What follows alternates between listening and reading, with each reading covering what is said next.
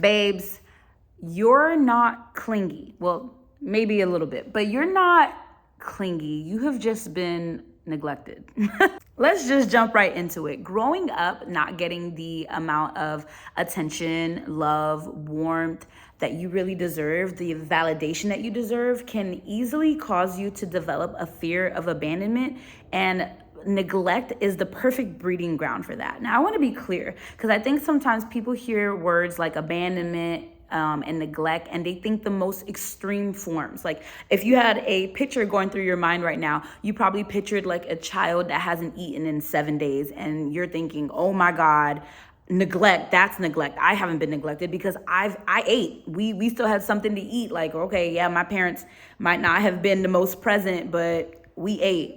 Babes, abandonment and neglect comes in all forms and sizes. Okay, so I want you to be very, very aware. If you grew up in a household where your feelings were not heard, you often felt ridiculed for, the opinions that you had. You didn't even feel like you had a safe space to share your opinions. If you did not have a lot of quality time with your parents, if you didn't get to spend a lot of time, even talking about the things that happen at school, talking about your homework, if you didn't have a lot of time playing with your parents, you encountered some form of neglect. Whether you want to come to terms with it or not is between you and you. But over here, we are acknowledging all forms of neglect and abandonment because it ends up affecting you in your adulthood. And you might wonder, well, why am I so clingy? Why am I so hell-bent on being attached at the hip with my best friends? Why can't I let my partner get any of their personal space and have some breathing room? It's because of the fear of abandonment that you have that comes from neglect, okay? When we don't get enough of the attention, the validation, the love, the warmth, the intimacy that we deserve as children, we largely feel super unsafe, okay? We begin to shut down and begin to feel very saddened with this overwhelming feeling of loneliness. And let's be real, loneliness is not something normal to feel as children because we were literally a part of our mom. We literally have been with our dad forever, right? Then we got with our mom's egg, whatever. We've always been with someone, okay? Next, we're a baby, we're getting breastfed, we're getting titty milk. This is great. We are used to being in some form of union and communion with others, okay? So loneliness is not something we should expect kids to just take very well because we're social beings. We're human beings that socialize. It's just what should be expected, right? But when you don't get enough of that attention, you start to feel a way about yourself. Why don't people want to be around me? Why doesn't this person want to call me back? Why does this person not want to engage with me? Why doesn't this person want to play with me? And as adults, it just turns into, why don't they want to go to brunch with me? Why didn't they call me back? Why didn't they text back?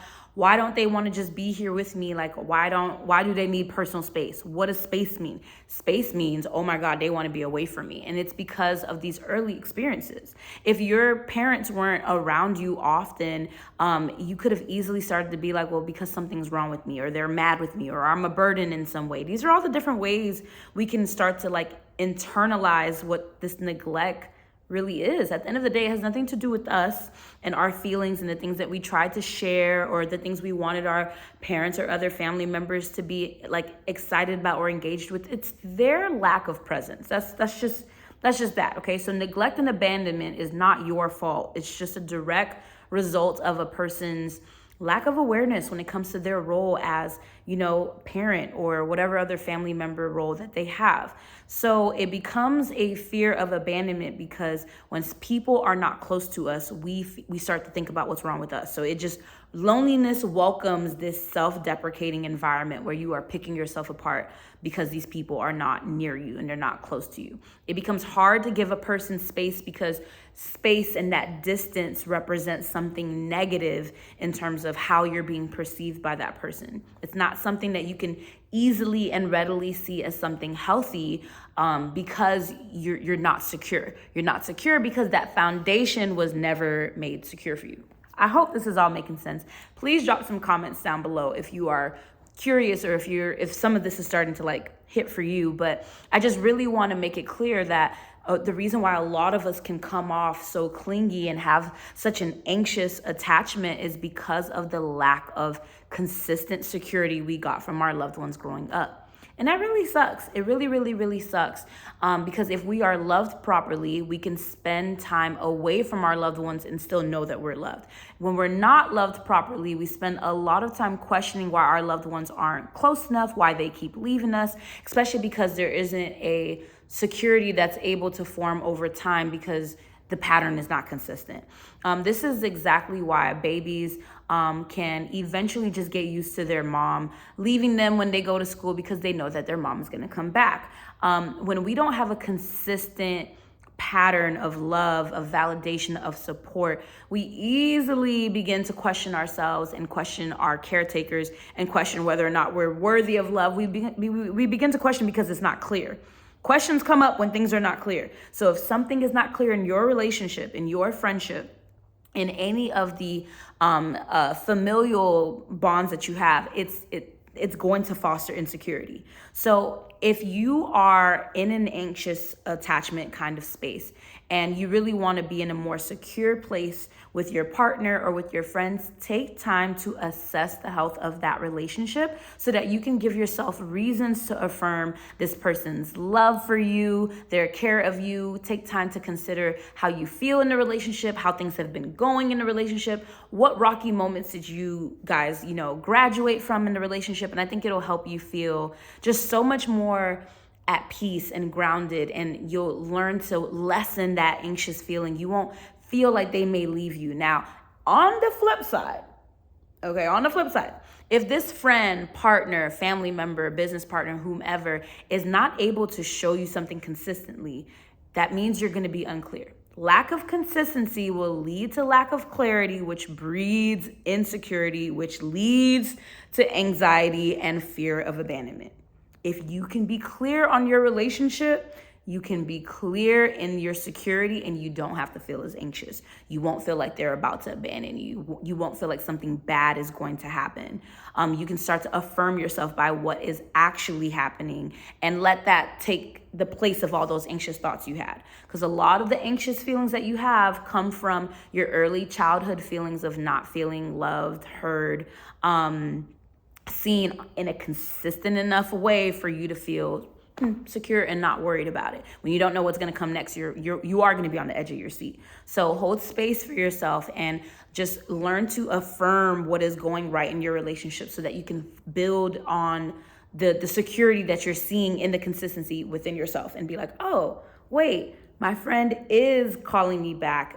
I don't have to freak out when she doesn't call back like something bad is going to happen, or that I'm going to lose this person. She calls me back. And so when you think these things out loud, and I love telling my clients to journal or do a voice memo, you allow yourself to see what's really happening and not continue to play that old movie of what has happened, like in your brain, like and project that over the present. Because that's what a lot of people don't even realize that they do when it comes to like how they grew up in neglect and how they grew up like feeling very unsure about people. They just take those same feelings and project it onto everyone else without really taking into consideration what's really happening. Take an inventory. Wait, how is this relationship different than the one I had with my dad? How is this relationship different than the one I had with my siblings or with my mom? When you do that, it helps you realize, oh, wait, things are different. Your brain is not going to like that because your brain is like, what do you mean different?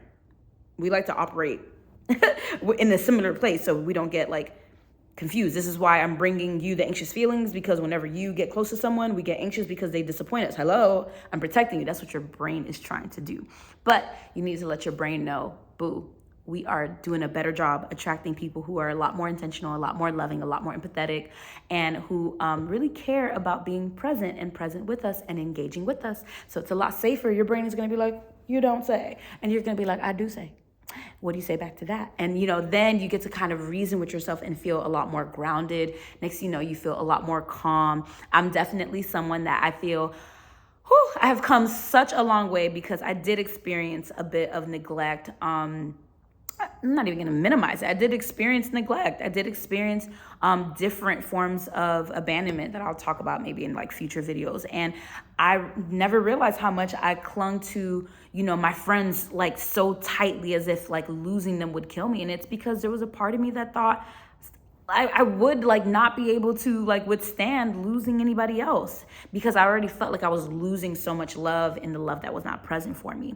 But over time, I educated myself on these things. I did a lot of this healing work. And if you're interested in doing this work, definitely go to the link in the description, because I would love to connect with you and have a session so that we can talk about these things. But the more of this work that I did, the more I allowed myself to really take inventory of how my current relationships were going, and just like grow more confident in the security I was starting to build, a security that had never been there before, but I allowed these new relationships I attracted to help me feel more secure and be less anxious over time. So now I'm not as clingy. Yes, I still have some moments where I wonder if, and I'll talk about this in a future video, so definitely make sure you're subscribed and make sure you're following along. But I definitely will still have moments where I'm like, are they mad at me? Because, you know, that fear, like, oh my gosh, are they going to just like dispose of me? Especially if you've had someone abruptly end a relationship before. These things are normal. I need you guys to realize how normal it is, so you can be